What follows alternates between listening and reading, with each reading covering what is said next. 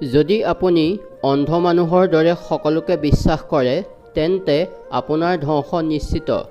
জীৱনৰ আটাইতকৈ ডাঙৰ পৰাজয় তেতিয়াই হয় যেতিয়া নিজে সত্যত থাকিও মিছলীয়াৰ সন্মুখত মূৰ তল কৰে।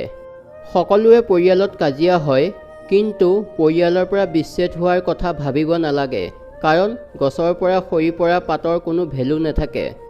অজানিতে কৰা ভুল সোনকালেই পাহৰিব পাৰি, কিন্তু জানি বুজি কোনোবাই যদি ভুল কৰে সেয়া কেতিয়াও পাহৰিব নোৱাৰি। মই স্বাৰ্থপৰ বা অহংকাৰী নহয়, মাথো সেইবোৰ মানুহৰ পৰা আঁতৰি থাকোঁ যাৰ ওচৰত মোৰ কোনো মূল্য নাই। টকা পইচাই সকলো নহয় বুলি ক'বলৈহে ভাল, কিন্তু যাৰ টকা পইচা নাই সেইজনেহে গম পায় টকাৰ অবিহনে জীৱনটো কিমান জটিল। আজি কাৰোবাক অপমান কৰা মানে ধাৰ লগাই থোৱা। কালিলৈ কোনোবাই নহয় কোনোবাই এই ধাৰ আপোনাক সুদে মূলে পৰিশোধ কৰিবই।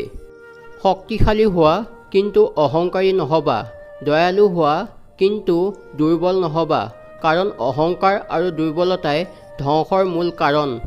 বুদ্ধিমান লোকে কেতিয়াও অহংকাৰ নকৰে, কাৰণ তেওঁলোকে ভালকৈ জানে অহংকাৰ যে পতনৰ লক্ষণ। আনক আঘাত দিলে সেই আঘাত এদিন নিজেও ভুগিব লাগিব। সম্পৰ্ক এটা গঢ়াটো সহজ, কিন্তু সেই সম্পৰ্কটো মৰম, বিশ্বাস আৰু সন্মানেৰে আজীৱন ধৰি ৰখাটো বহুত কঠিন।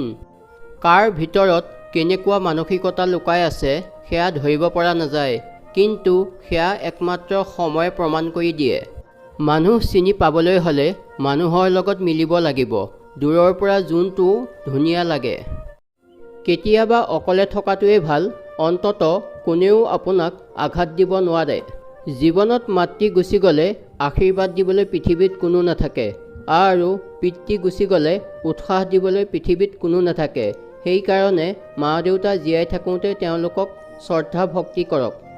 সমাজে কি ক'ব এয়া ভাবি থাকি লাভ নাই, কাৰণ সমাজে ব্যৰ্থ মানুহক ঠাট্টা কৰে আৰু সফল মানুহক হিংসা কৰে।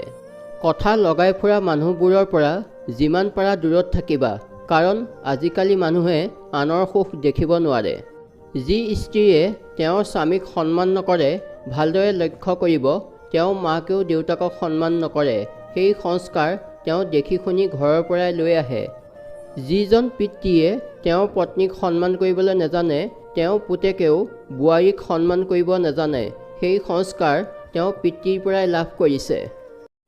য'ত আপোনাৰ সন্মান নাই সেই স্থান ত্যাগ কৰাটো উচিত, সেয়া লাগিলে প্ৰেমৰ সম্পৰ্কই হওক বা বন্ধুত্বই। আমি এনে এখন সমাজত বসবাস কৰোঁ য'ত বিপদত পৰিলে কোনো ওলাই নাহে, কিন্তু ভুল কৰিলে সমালোচনা কৰিবলৈ মানুহৰ লাইন লাগি যায়। বেলেগক ঠগাই নিজকে কেতিয়াও বুদ্ধিমান বুলি নাভাবিব। সময়ৰ ব্যৱধানত আপুনিও এদিন ঠগ খাবই। লোভ আৰু অহংকাৰ এনে এটা বস্তু যিয়ে মানুহৰ বিবেক, সততা আৰু মানৱতাক সম্পূৰ্ণৰূপে ধ্বংস কৰে। স্বাৰ্থপৰ মানুহৰ লগত কেতিয়াও সম্পৰ্ক নাৰাখিবা, কাৰণ স্বাৰ্থপৰ মানুহে সম্পৰ্কৰ মূল্য বুজি নাপায়। তেওঁলোকে কেৱল নিজৰ স্বাৰ্থৰ বাবেহে ভাবে। মানুহক বেছি বিশ্বাস কৰাটোও এটা ডাঙৰ ভুল, কাৰণ পৃথিৱীখন যদি বিশ্বাসৰ ওপৰত চলি থাকিলেহেঁতেন কোনেও দৰজাত তলা নলগালেহেঁতেন। অহংকাৰী নহয়, কিন্তু কাৰোবাৰ আঙুলি মূৰত ধৰি উঠা বহা কৰিব নোৱাৰোঁ। লাগিলে যিমানেই যি নকওক আনৰ দৰে নিজৰ বিবেকক বন্ধকত থ'ব নোৱাৰোঁ। স্বাৰ্থ শেষ হ'লে অজুহাত উলিয়াই সম্পৰ্ক শেষ কৰিব চেষ্টা কৰা মানুহৰ বাবে এতিয়া আনকো বিশ্বাস কৰিব টান হয়। ভাল লগা বস্তুবোৰ বেছি দিন নাথাকে, হয়তো সলনি হৈ যায়, নহ'লে হেৰাই যায়, নহ'লে আন কাৰোবাৰ হৈ যায়।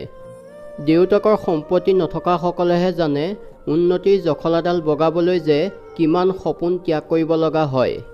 অহংকাৰ এটা চুটি শব্দ, কিন্তু এই শব্দটোৰ ভিতৰত লুকাই আছে মানুহৰ পতনৰ মূল কাৰণ।